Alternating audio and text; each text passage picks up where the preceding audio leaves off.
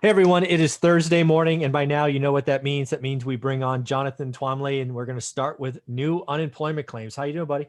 I'm doing very well, Michael. How are you? I'm doing very, very well. So, we're going to talk about the numbers. We've been doing this for seemingly a year now, uh, but let's also bring up a new concept for this initial talk, and that is this notion of seasonally adjusted, because I think it's hiding pain. I mean, I think the numbers are horrible, but when you really look at actuals, it's even worse. So, what'd you see this morning? Yeah, so the new unemployment numbers came out this morning.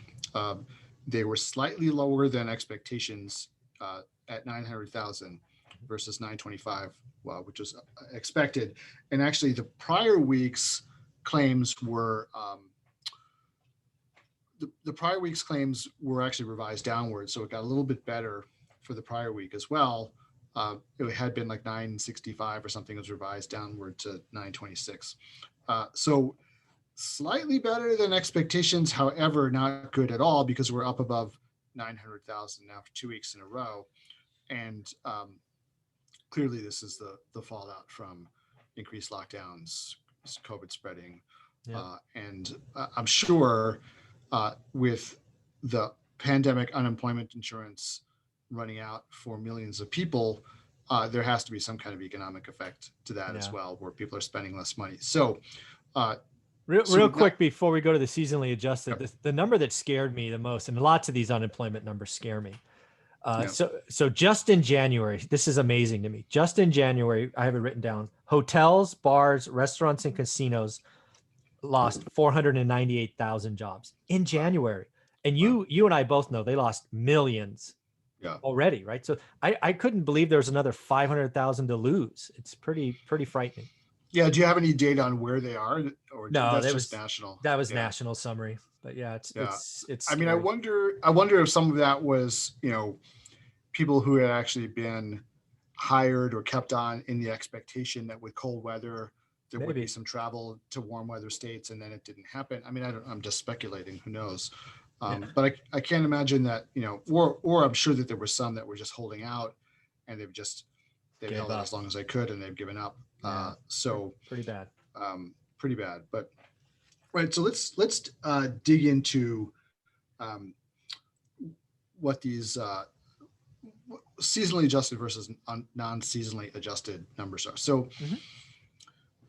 when the Bureau of Labor Statistics puts out these reports every week for new claims and every month for monthly unemployment, they make an adjustment to the actual numbers for seasonal reasons, because what they're trying to do is smooth out the noise that is from and try to normalize it so that you can compare month to month and it doesn't have these like wild swings that are caused by temporary factors, right? So, for instance, in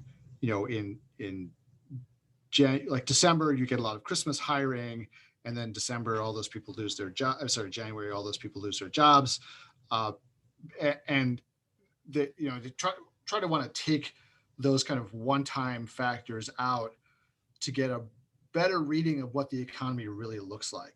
And those kinds of seasonal factors tend to skew things. Another one is like what happens with well, actually, I guess farm employment is not included. I was going to say that seasonal hiring of migrant workers to pick Yep. vegetables, but those workers are actually not counted at all. Anyway, this is non-farm labor.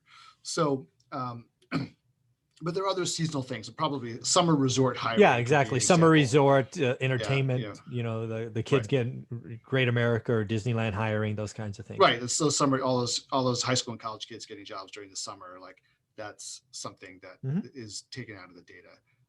Or teachers losing. Actually, I.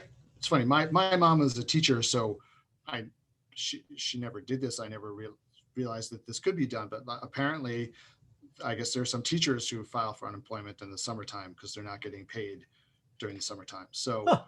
I didn't know um, that. yeah, I didn't know Go that either. figure. But yeah, Okay. so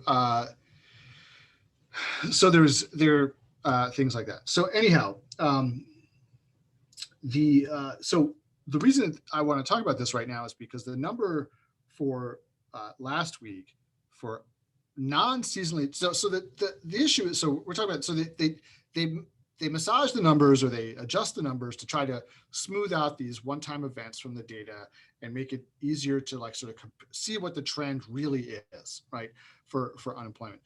The problem with this is it's kind of like it masks the actual pain, right? So when you're talking about the impact of people losing their jobs or how many people have lost their jobs, it kind of like, I don't want to say whitewash, it's not trying to hide it, but it just masks it if you're not looking at the data, right? So because if you're looking at like what pain is out there in terms of how many people filed for new claims, then it kind of takes that big hit out. So it's sort of like the difference between, you business owners will relate to this, like whether you're on a cash accounting basis or an accrual accounting basis. Because like, if you're on an accrual accounting basis, you get all sorts of profit and expense attributed to you, and you're smoothing the data out over, you might not actually pay the bill this month, but you're going to act as if you did for your accounting because it's a bill that comes every month, things like that. And so you can wind up on an accrual basis with a profit and you've got no cash in your pocket, right? Yeah.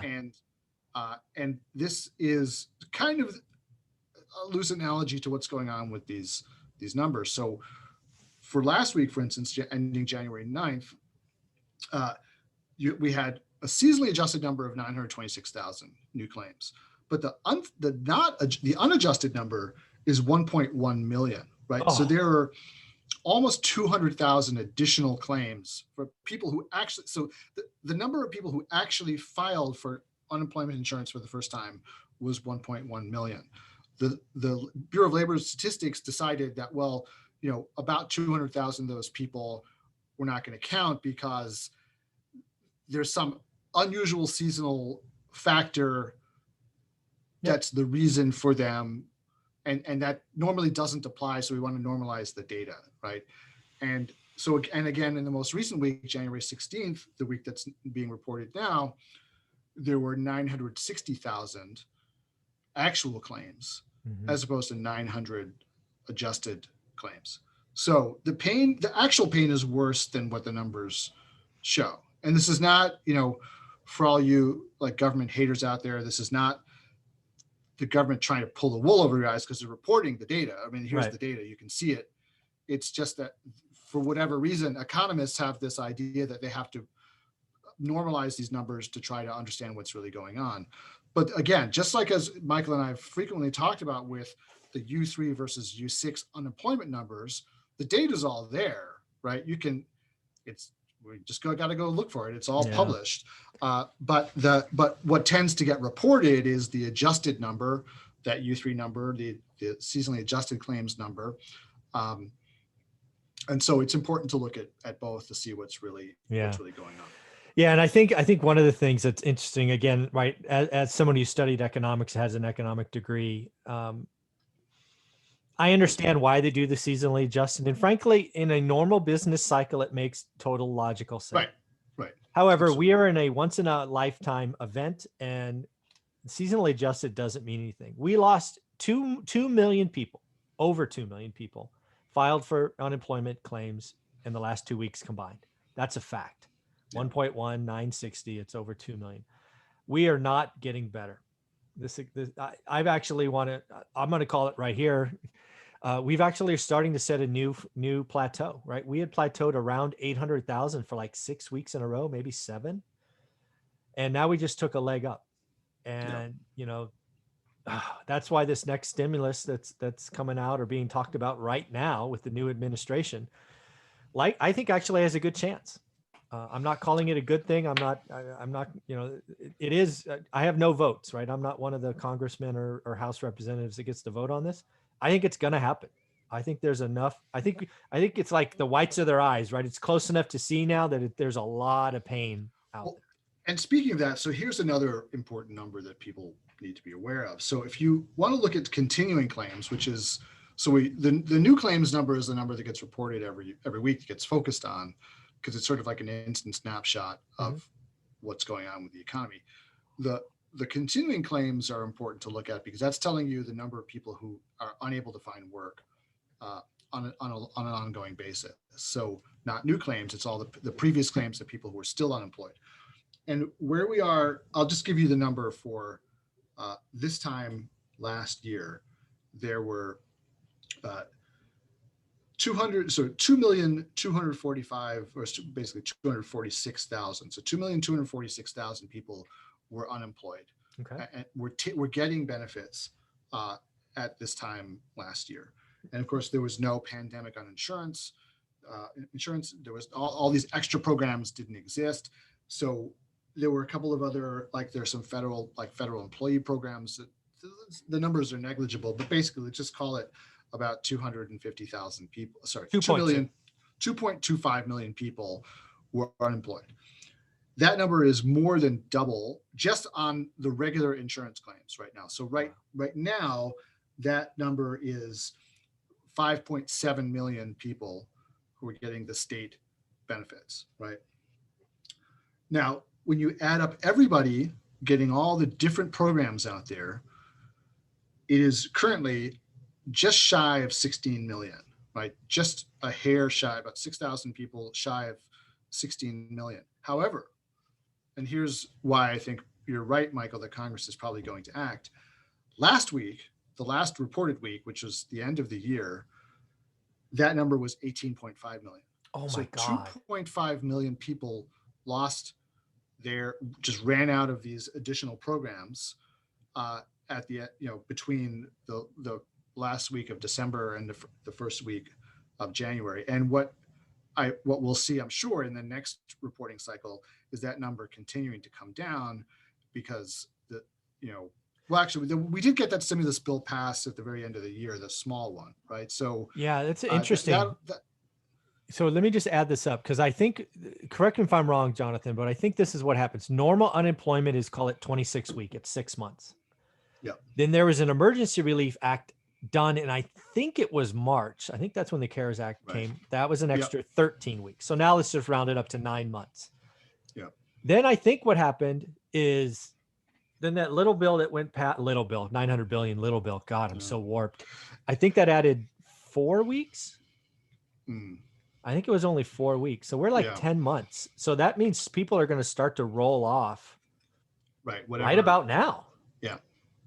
Oh my God. So, and if you think about it, so if it got extended, yeah, basically you're right. It's sort of if it started, assuming that they started in March, right? Yeah, of course. But you're going to see a lot of people rolling off unless that isn't extended. So, and then we've got the additional issue of like not just the unemployment, but how much the unemployment is paying out. Mm-hmm. I think Biden's new package is not 600 a week, which they had, but it's 400. Mm-hmm. Which is still quite generous. Yeah, I think it's going to get passed. They are going to pass the bill. It will. Again, I think one of the things that happened, I think we talked about this a week ago. I think Biden has a pretty strong hand to get his first thing done. And I think this. The Republicans are already balking at the size of the package, right? That even before the inauguration, during some of the confirmation hearings for his cabinet appointees, there was starting to be some pushback on the size of this package. I think Biden really wants a bipartisan package. I think it's part of his whole. If you watched his acceptance speech the other day, I mean, the whole theme was, unity. So I think he really wants to have this be a bipartisan effort.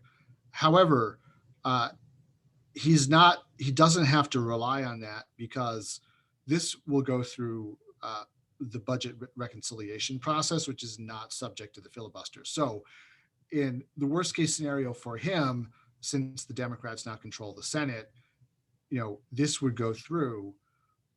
And I think that, frankly, the person who was sort of most likely to defect from the Democrats on this is Joe Manchin. And Manchin came out the other day and said he wants a $4 trillion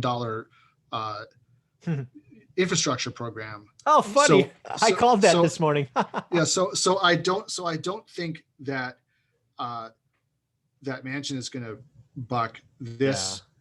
Plus his constituents really need it, right, in West Virginia. So I don't think that he's going to buck it.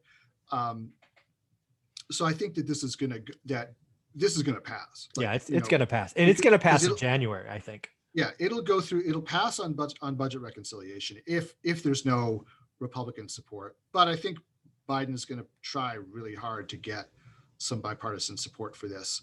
And I think, given recent events, I think there may be a few Republicans who are a little more open to it. Just on the, they might hold their nose on the kind of like economic fundamentals of it, but I think for the purpose of showing unity, there may be a few people who are willing to go along with it. I think it's pretty clear he's going to get this first one. I think the real battle will be the infrastructure bill.